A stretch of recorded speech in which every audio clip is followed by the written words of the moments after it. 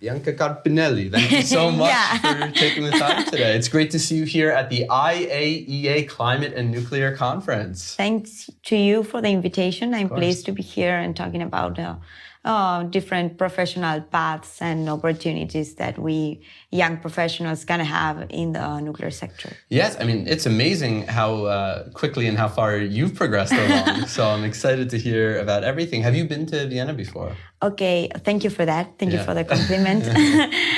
Yeah, I've been to Vienna before, also for work. Yes. But I haven't been at any IAEA conference before.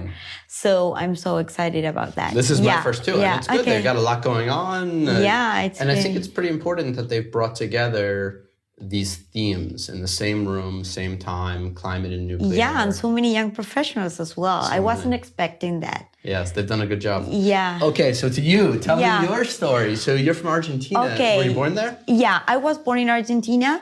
My story is a little bit crazy of how I got into nuclear because, well, I'm an international relations graduate. And when I had to decide about a topic to write my graduation dissertation thesis, I was interested in foreign direct investment. So I started looking for projects, big projects, and big foreign direct investments from other countries into Argentina.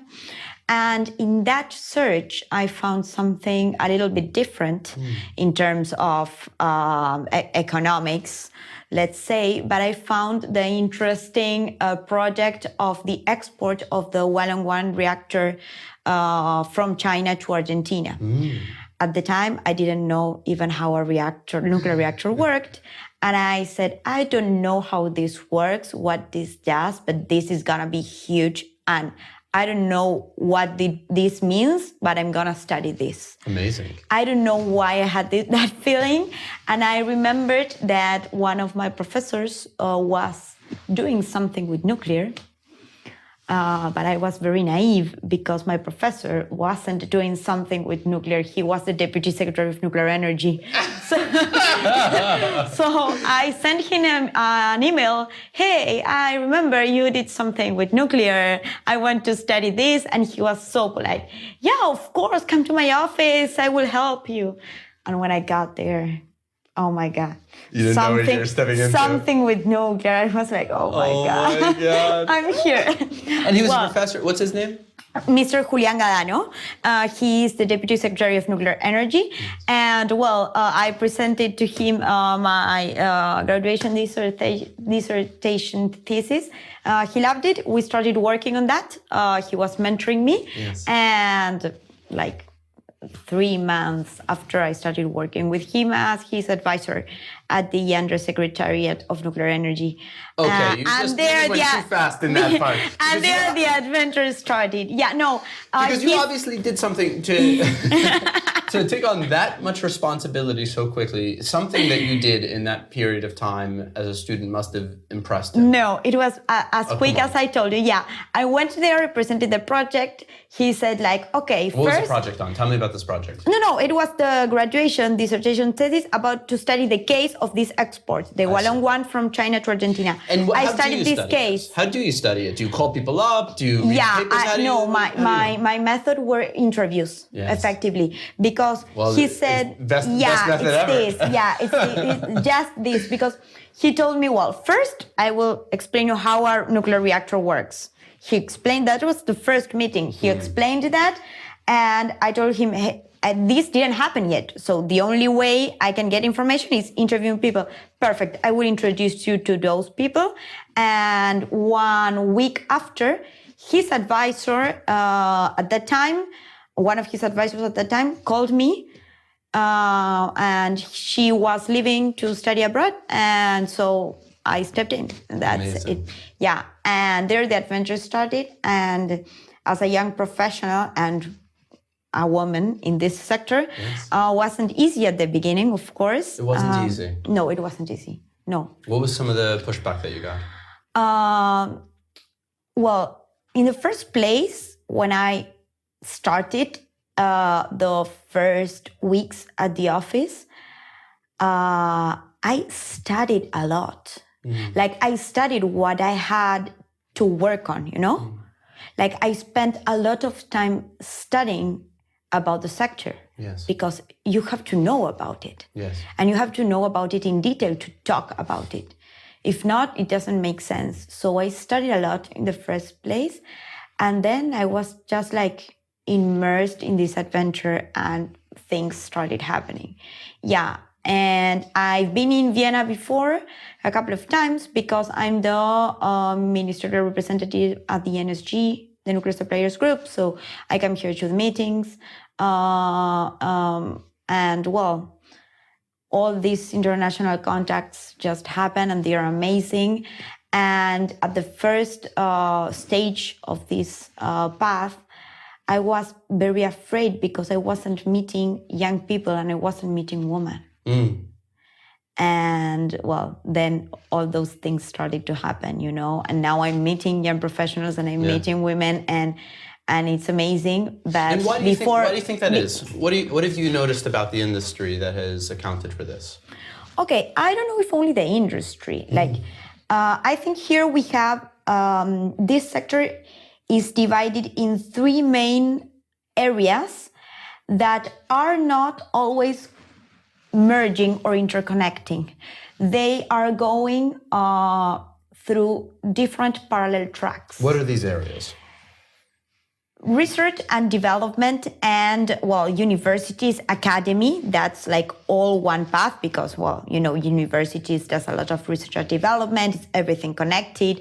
We have a lot of young students that do their bachelor in nuclear engineering, then they do their master's and at the same time their PhD and they like, then they keep researching in their labs, and their national labs or same like in MIT, in Berkeley. Right, like, that's one whole universe. That's a whole universe. And that connects with the research and development national institutes that each country has and so on. Then we have industry. Industry goes from another track by itself. And with industry, I mean everything, like the whole fuel cycle as well. And what does the industry look like in Argentina? You said the Nuclear Suppliers Group. That means that what they're doing, pumps, components, fuel. What does the industry look like? No, well, Argentina has more than 60 years of experience in nuclear. We are a very experimented country in that sense.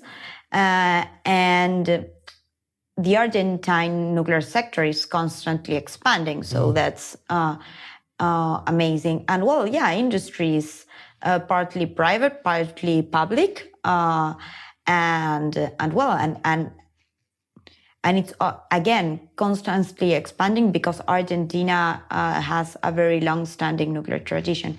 And the third path is the political and diplomatic one.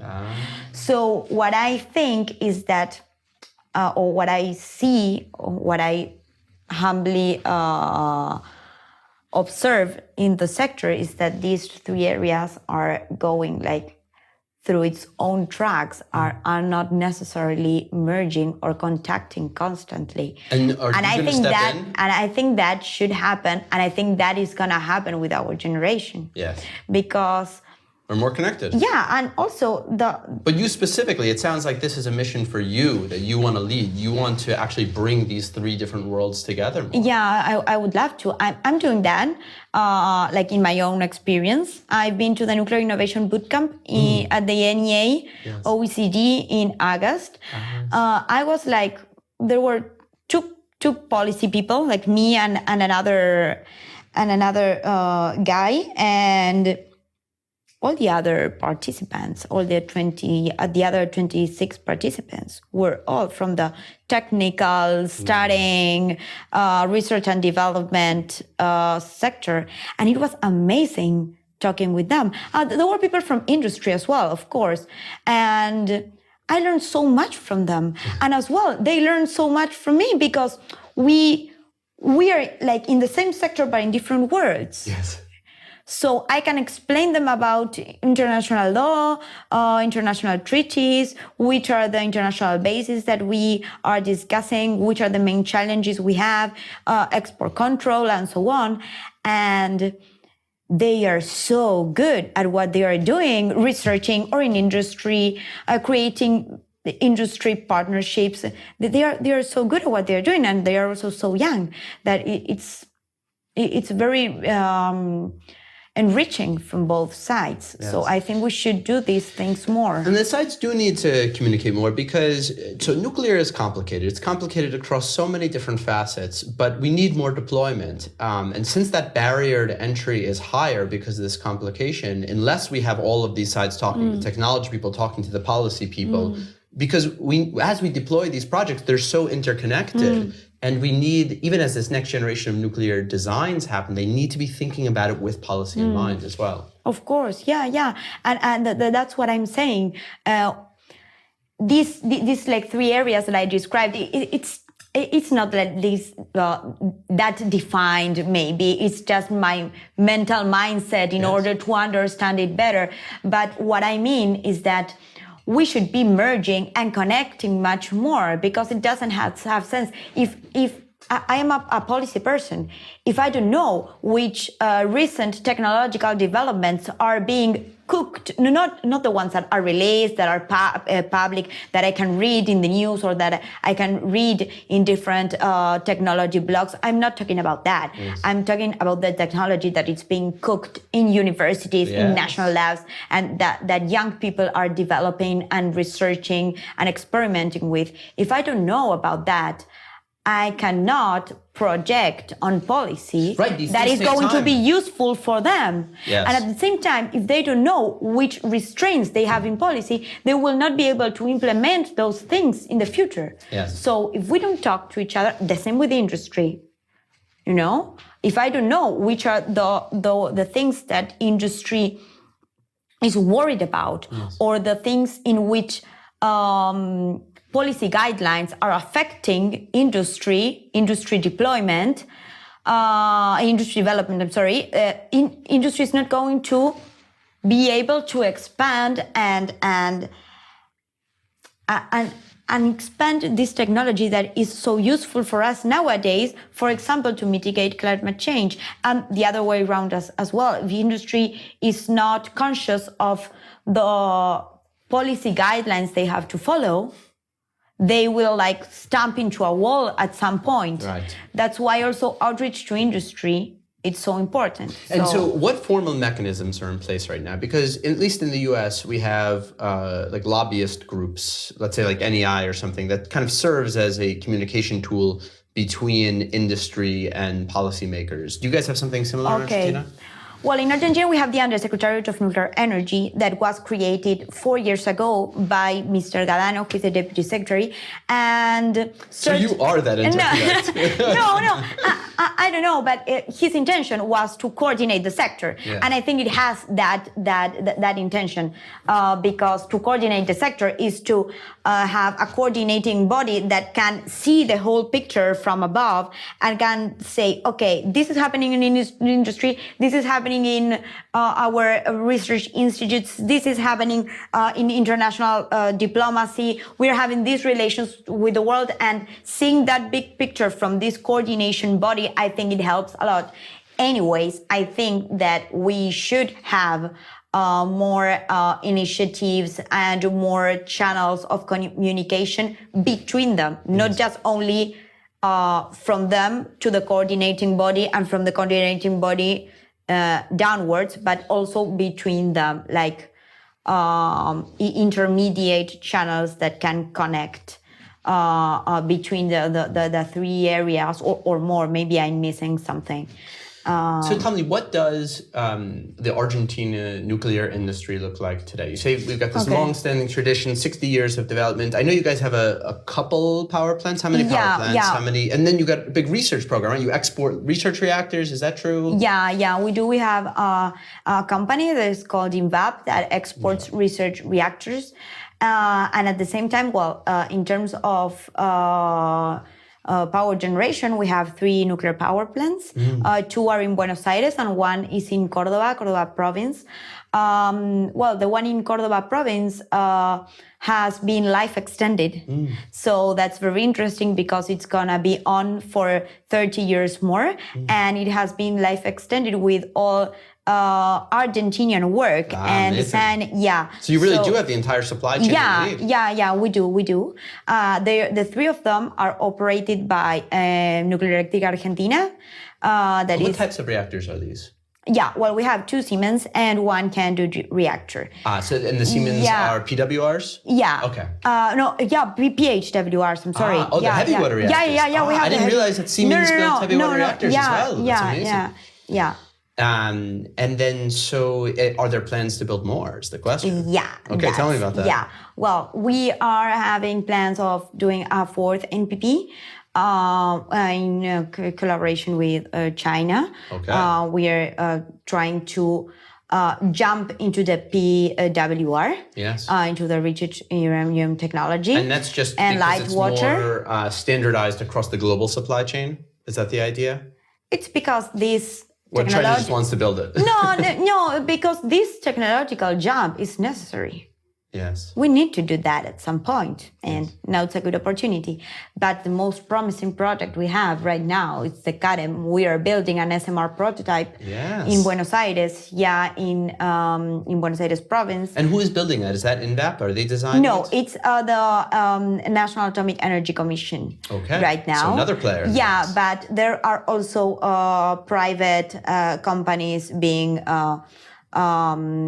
contracted by it, so there is participation of other entities, and that's very interesting. It will have 32 megawatts, this prototype, and the idea is to jump into the commercial model. Amazing. And so then the idea is you guys develop this internally, and then maybe this is an export product, not only around your own country, but perhaps around the world. That's the idea. And we have to first finish the prototype, of course. And what stage is the prototype in right now? I'm sorry? What stage of development? Well, it's 60% of physical advance and of financial advance. 60%. So we are there. We are expecting to finish it. It's the plan. When we will have the 4th MPP and the CAREM connected to the grid, we will have 11% of nuclear power generation in Argentina. So for us, it's And where does the rest of the electricity come from right now? What other types of power sources do you guys have? Well, we have gas. We have gas. And this is gas that you guys... Yeah, and we have a lot of renewables. Renewables have grown so much during the last years. They had a big jump. The thing is that we need nuclear to support renewables. We need that base load. And is there coal right now too? Our matrix is simple. We have hydropower, we have renewables, and in all its forms. We have fossil fuels and we have nuclear. So I think the big challenge here is progressively changing fossil fuels for nuclear. Right. And it seems to me that if you guys start spitting out these CAREMs, 30, you said 30 megawatts or so? Yeah, 32, 32 megawatts. You could literally just go to any site that's burning fossil fuels right now and stack, 5 or 10 of them right up next to each other. If you want to have a more distributed grid, you could put these in any town that you want. I mean, 32 megawatts, that can satisfy 50,000 people or something. Yeah, well, that's the prototype. We will see what comes out of the commercial model design. So it might be scaled up or scaled down? We don't have it yet, but I think that depends on the market demands that we will have at the time, Yes. They are changing constantly and what is so changing? fast. When you look at the electricity sector, No, it's very simple. Yes. The market demands are changing in 2 ways: less costs and less construction periods. It's as simple as that. We need less costs and we need less construction periods. And isn't that the advantage of the CAREM because it's more of an integrated model? Yeah, of course. And also the flexibility they have for their deployment, because the idea or the target would be to make serial production of them, not production, not their deployment inside, but their deployment in a serial production way, like in a factory setting. Like an airplane factory, you know. Yes. That's I think that's the idea that the markets are gonna be demanding in the future. I don't know if the commercial CADM is gonna be doing that, because I don't know exactly what's gonna happen when the commercial model is being designed. But I think it's gonna go through that path. Yes. Serial production in order to provide flexibility, not only to switch on, switch off, but the flexibility in the deployment, that's an important key. Yes. And at the same time, you have less construction periods and less costs, because nations are not able to cost large NPPs. No, that's how you get in trouble. You get in trouble if you try to allocate $10 billion for a project. I've heard from a professor of MIT recently. He used, I don't want to appropriate of this metaphor he used, because he used it and very, very well. He says that nuclear reactors have like a gem and a box.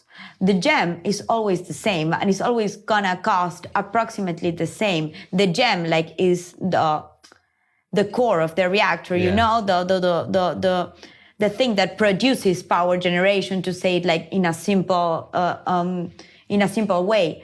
What has long construction periods and large costs is the box. And what SMRs are doing is cutting the box and making it cheap and small and modular. And that's what provides us cheaper reactors and better for construction in less time. So, and the world needs it, especially now.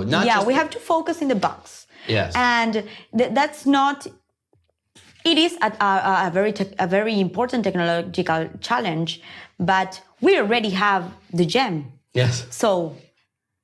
And it's interesting that you characterize it that way, because it does seem that over these years there's been so much focus on the gem, a constant we have to change the gem, improve the gem, improve the gem. Everyone's ignored the box. But now people are finally starting to think, if we work on the box, look at all the additional gains that we can make. Yeah, of course. So at the same time, we have another important challenge. That's what is fusion. That challenge?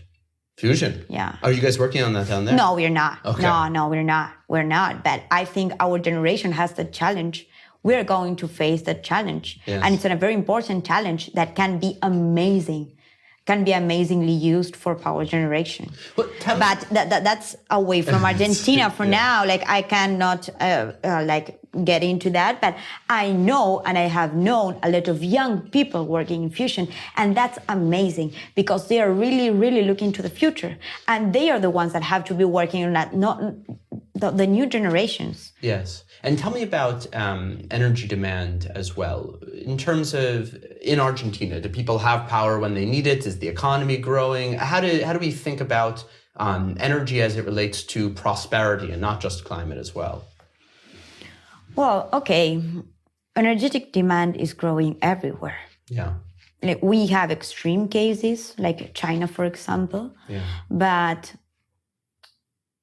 the energy demand is growing as faster as ever. Yes. And we are tending to electrify everything. Yes. So I think that, of course, this is also happening in Argentina. And to have prosperity, you have to have energy, because energy produces jobs, and because energy maintains the whole structure alive in some point, you know? Yes. But this is happening everywhere. And I think we are doing it, but we have to stay strong in that. We have to...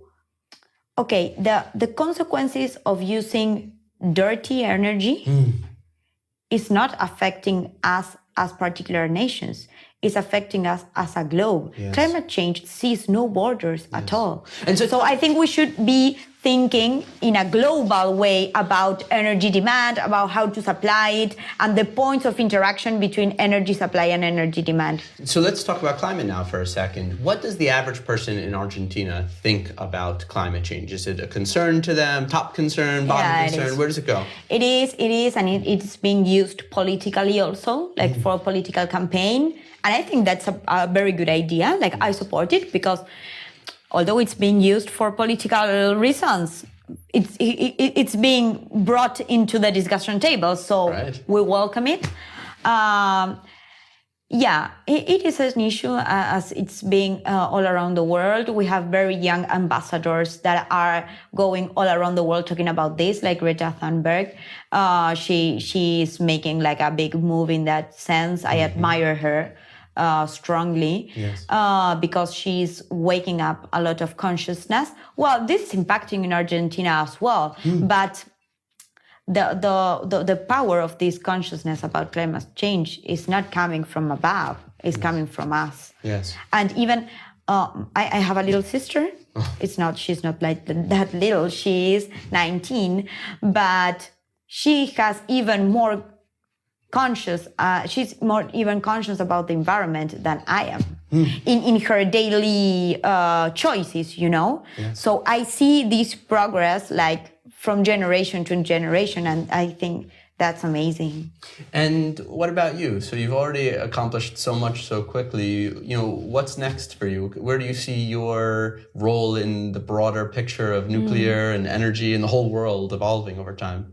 Okay, I want to keep working in this sector. I'm passionate about that, and I consider I'm creating, and I've already created a very good and powerful youth network with contacts to keep talking about these things and to keep interacting.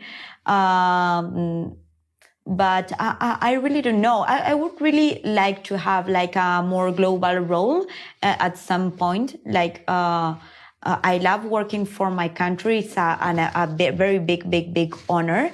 But I would like to experiment the opportunity of working in a more global spectrum, in the everyday work, you know, because now I work from Argentina. I have these global experiences that are amazing. I'm so grateful to have. But I think I would like to be immersed in the global scenario every day. So I think it would be my next step. Bianca, thank you so much for your time. Thank you so much.